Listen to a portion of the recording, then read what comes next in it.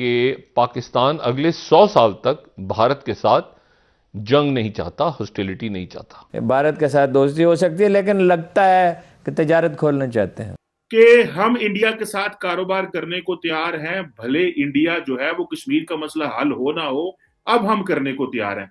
तारड़ साहब, 75 साल हम क्या करते रहे हैं? पहले कहा गया है, उससे एक इशारा मिलता है कि भारत से 100 साल दोस्ती की जाएगी। जियो इकोनॉमिक्स की तरफ पाकिस्तान बढ़ना चाहता है। एक बड़ा डायनेमिक शिफ्ट है। एक नया इशू पाकिस्तान में और भारत में बड़े लेवल पे जेर बहस आने वाला है, और वो जो इशू है, वो जो जेर बहस आने वाला है, वो ये है कि पाकिस्तान की नेशनल सिक्योरिटी पॉलिसी। लेकिन ये जो नेशनल सिक्योरिटी पॉलिसी है, इसके ऊपर कुछ बातें ऐसी हैं जो कि जिनके ऊपर बहस छिड़ेगी। पाकिस्तान बिल्कुल अमन चाहता है और ये बहुत अच्छी बात है कि इसके अंदर ये अमन की बात लिखी। लेकिन लेकिन लेकिन लेकिन वो ये है कि पाकिस्तान की नेशनल सिक्योरिटी पॉलिसी में लिखा गया है कि पाकिस्तान अगले 100 साल तक भारत के साथ जंग नहीं चाहता, हॉस्टिलिटी नहीं चाहता। अच्छा, अब ये जो है इसकी ये इंटरेस्टिंग है। जियो इकोनॉमिक्स की तरफ पाकिस्तान बढ़ना चाहता है। नेशनल सिक्योरिटी पॉलिसी में हम भी चाहते हैं जियो इकोनॉमिक्स की तरफ पाकिस्तान बढ़े, और मुल्क जो हैं आपस में जिनकी सरहदें मिलती हैं वो हमेशा जंग में नहीं रहते। हमने मिसालें देखी हैं यूरोप के अंदर, यूरोप ने सीखा, ठीक है, फ्रांस, जर्मनी, ये सारे मुल्क अभी ईयू बन गए, एक दूसरे के ऊपर गोलाबारी हो रही थी दूसरी जंग अजीम में। लेकिन सवाल यह है कि पाकिस्तान 100 साल तक इंडिया से लड़ाई नहीं चाहता। पाकिस्तान की नेशनल सिक्योरिटी पॉलिसी का हिस्सा है। 7 का सवाल है। सवाल यह कि 100 साल तक पाकिस्तान इसमें कह रहा है कि हम इंडिया से झगड़ा नहीं चाहते और हम जो है वो जाना चाह रहे हैं जियो इकोनॉमिक्स की तरफ। अच्छा, और इसमें जो है वो इसको इंडियन मीडिया इस तरह से भी रीड कर रहा है कि पाकिस्तान ने कोई ताल्लुकात अपने बहाल करने के लिए इंडिया के साथ जियो इकोनॉमिक्स पे जाने के लिए कश्मीर की गुफ्तगू को प्री कंडीशन नहीं रखा।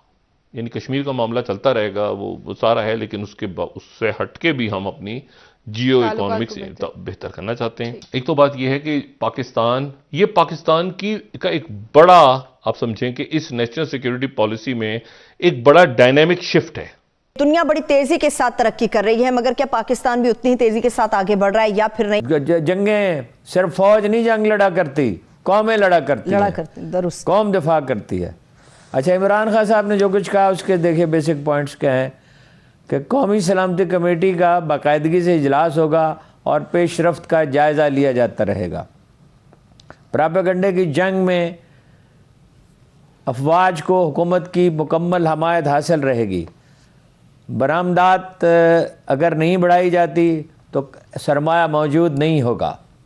यानी कौमी दिफा के लिए सरमाया, इंडिया का बजट सिर्फ दिफाई बजट हमारे बजट से दुगना हो गया है। कश्मीर को कितनी अहमियत दी गई है नेशनल सिक्योरिटी पॉलिसी में? जियो इकोनॉमिक्स, ये इस्तिलाह कब आई थी?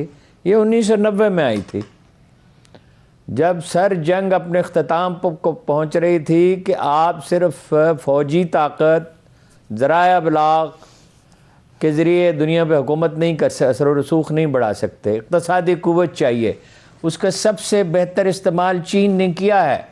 चीन ने ईरान को $400 बिलियन ऑफ़र किए, बांग्लादेश को ऑफ़र किए, हमें ऑफ़र किए, सी पैक का तसव्वुर दिया, अफ्रीकी मुल्कों में इन्वेस्टमेंट की, श्रीलंका में की।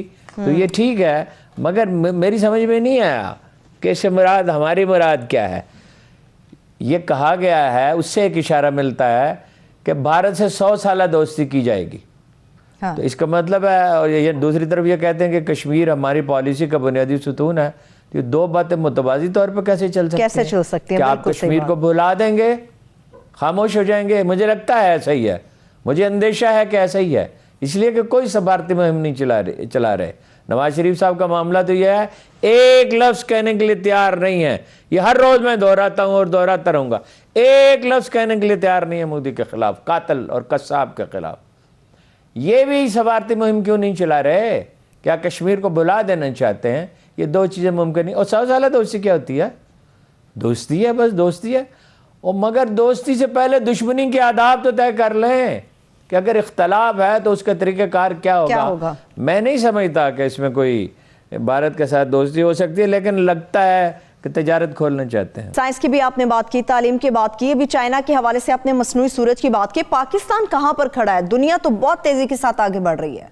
अगले 15 साल में 10-15 साल में आपको इंडस्ट्रियलाइजेशन पर तवज्जो देनी होगी, जिसमें आप बहुत पीछे रह गए।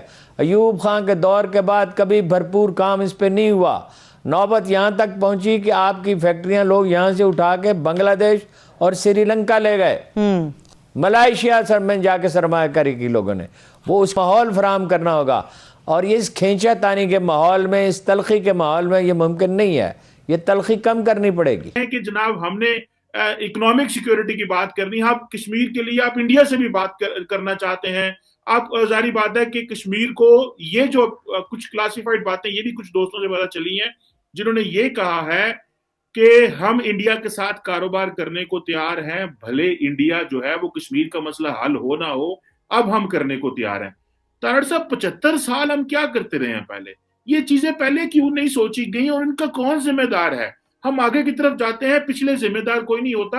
आप इन दो चीजों को कैसे देखते हैं? ब्यूरोक्रेसी वही है, डिसफंक्शनल ब्यूरोक्रेसी है जो चीजों को, इकोनॉमिक सिक्योरिटी को आगे नहीं लेके जा सकती। और आप 100 साल तक इंडिया से नहीं लड़ना चाहते और आप कहते हैं कि हम अब कारोबार करना चाहते हैं, कश्मीर के मसले को छोड़ें। देखिए चीमा साहब, इसके बारे में पहले भी कई बयान, कई स्टेटमेंटें आ चुकी हैं। आपको याद होगा इससे कुछ महीने पहले इन्होंने एक दफा कहा था कि we are starting trade with India, और उसके बाद फौरन बहाना इन्होंने किया कि कैबिनेट से अप्रूव नहीं हुआ, फिर इन्होंने उस स्टेप से वापस हटे। फिर उसके बाद हमारे आर्मी चीफ साहब ने कहा कि अब माजी को छोड़े आगे चलें, वो भी उसने एक और हिलजुल की। फिर उसके बाद ये हुआ, इन्होंने रिसेंटली जो ब्लंडर किया है, वो गंदम जो है वो पाकिस्तान से होके नहीं गई, वो गंदम पहुंच गई ईरान की तरफ से। पर एक ब्लंडर थोड़ी करते, लेकिन असल में बात यह है कि पुख्तगी नहीं है, मैच्योरनेस नहीं है। लेफ्ट हैंड जो करता है, राइट हैंड को पता ही नहीं है कि क्या हो रहा है।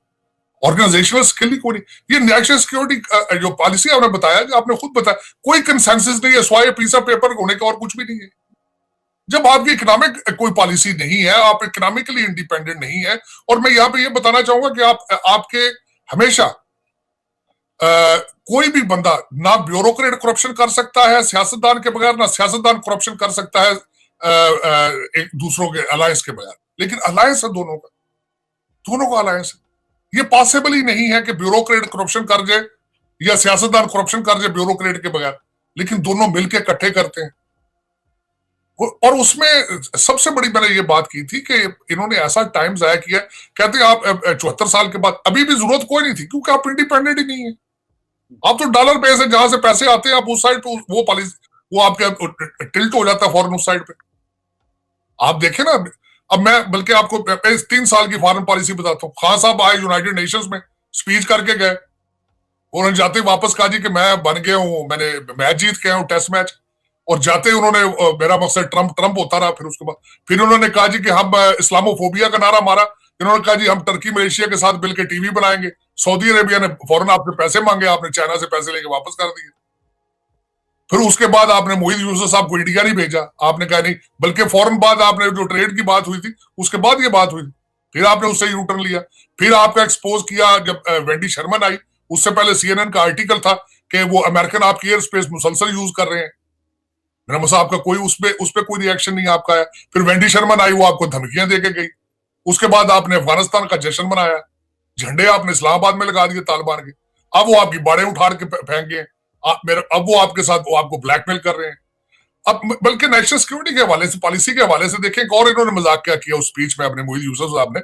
उन्होंने कहा जी बड़े बड़े मुमालिक नेशनल सिक्योरिटी को अपनी जो है ना वो लोगों को नहीं बताते, हम अवाम को कहते बता रहे हैं, अवाम को बता रहे हैं नेशनल सिक्योरिटी पॉलिसी क्या है। आप मुझे ये बताएं, TLP के साथ जो मुआहदा किया वो तो अभी आपने पब्लिक नहीं किया। आप क्या पब्लिक कर रहे हैं अभी? और पब्लिक आपको सुनना चाहती है, आपके उस डॉक्यूमेंट को देखना चाहती है। पब्लिक के पास खाने को कुछ नहीं है।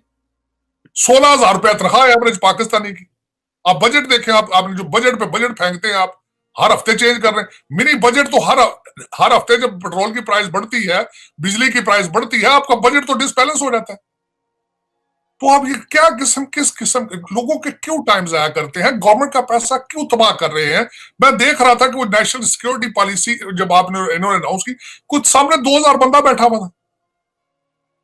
तो क्यों उनको बिठा के सारे गवर्नमेंट का टाइम जाया कर रहे हैं? गाड़ियों के पेट्रोल सरकारी अफसर आ रहे हैं वहां पे, उस पॉलिसी 55 पेपर कहते हैं, पेपर 55 वो उसके डॉक्यूमेंट, वो खुदा ना लो यार, कोई रोटी का बंदोबस्त करो लोगों के लिए, तुम किन चक्करों में पड़े।